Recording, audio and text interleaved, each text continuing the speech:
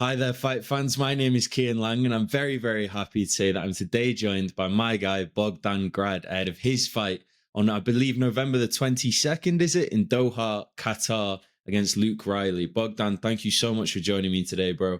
How are we doing today, man? Hi, Kian. Thanks for having me, man. Amazing. Fight camp is going very, very good, and I feel just perfect.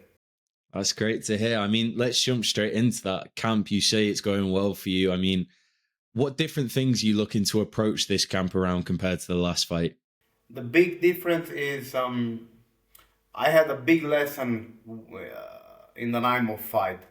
So I always was too careful with my output, and I worked safe.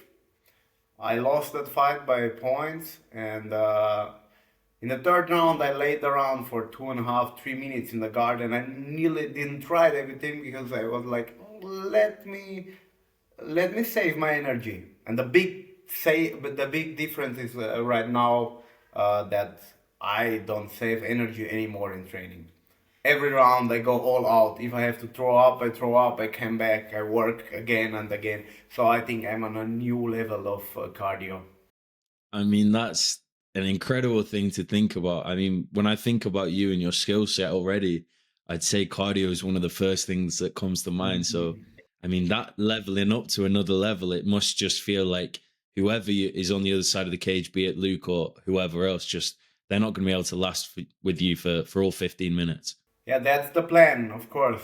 Uh, we will see what happens, but I think that I'm in the best shape of my life right now, and I'm not just saying it like it. It's usual that people say from fight to fight I'm in the best shape of my life, but analyzing how my wrestling is, how my fakes are, and how my reaction is, and how my cardio is, we really can say that I'm in the best shape of my life.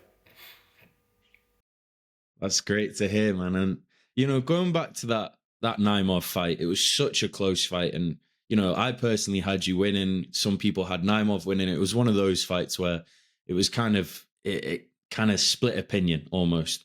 When you look at that fight, you talk about the output and needing more from you. Were there any other lessons that you learned from that and took away from that one into this fight? Yeah, I mean, before that fight, um, I never knew if I'm for real UFC level. I had Michael as well. We saw he destroyed Lucas Almeida or Almeida. I'm not sure of his both names.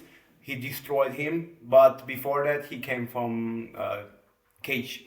How was it called? Yeah, from another organization. And okay, it was a close fight, a good fight, good opponent. But the next one was Lucas Alexander. I knew I think he was 2-2 or 1-2 in the UFC. He had 100 kickboxing matches before. That's a lot, and he was an elite kickboxer. But he wasn't the guy in the UFC, at least statistically. Then we had Naimov, ex-world champion in Taekwondo, and then 4-1 in the UFC. Beat Nathaniel Wood, former Cage Warriors champion, and another couple of good guys. And I fought him, and he threw that kick in the first round that caught me and that wobbled me a little bit, but that was it. Two counters more and nothing more. I out wrestled him, a little bit boring, I know, but I out wrestled him.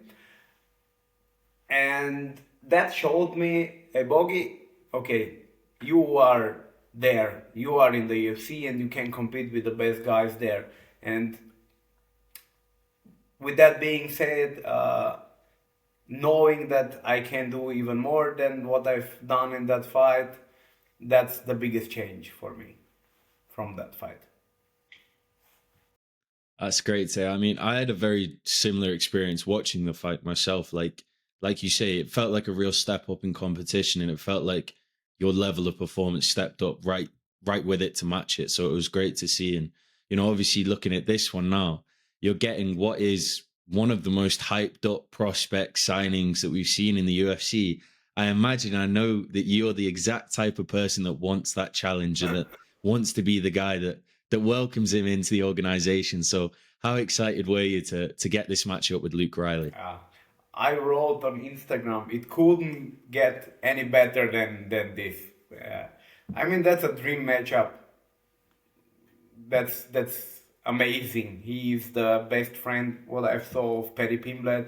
Paddy Pimblett, everybody knows him. 5 million followers.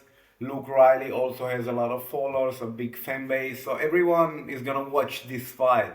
Everyone in Europe who wants to see who is the next big thing in the UFC now will watch Luke Riley against Bogdan Grad. And thanks to Luke Riley on this way, and thanks to his fan base, and I'm very very excited. Yeah. I mean, I can't wait for it. And, it's another fight where it feels like you say, Luke Riley's got all this hype and the fan base, where maybe you'll be the underdog on the betting, just down to that and that hype that he's got. And it feels like, again, that you love being that. You love being the underdog in these fights. What is it about you and your mindset that enables you to just thrive in that environment? Kian, it's pretty simple for me. At the end, it's just the body in front of me moving. If he's unbeaten, if he's having a lot of hype or not, it doesn't matter on this level for me, because one punch can change the outcome of the fight from either side. And seeing Luke Riley now in front of me is just letting me shine. If I'm able to, if I perform very good against him, everybody's gonna be like, okay, Bogdan Grad is the real thing. And that's what I need. I don't want to be in the UFC for 10, 12, 15 fights and just be somewhere on the side and earn minimum. I mean, it's also okay, but there are easier things that I could do in my life and earn money and live my life than fucking pushing through fight camps and training all year round and fighting MMA, because it's a very hard thing. So that's exactly what I need. I need opponents like that. And if I'm that good, then I'm gonna shine, and then everything is gonna be in my favor. I mean, do you have a final prediction for how you think this fight's gonna go, or how you think this fight's gonna end? How it's gonna end, there are different possible outcomes in my mind, but one thing is for sure, and I can guarantee you this: it's gonna be very brutal.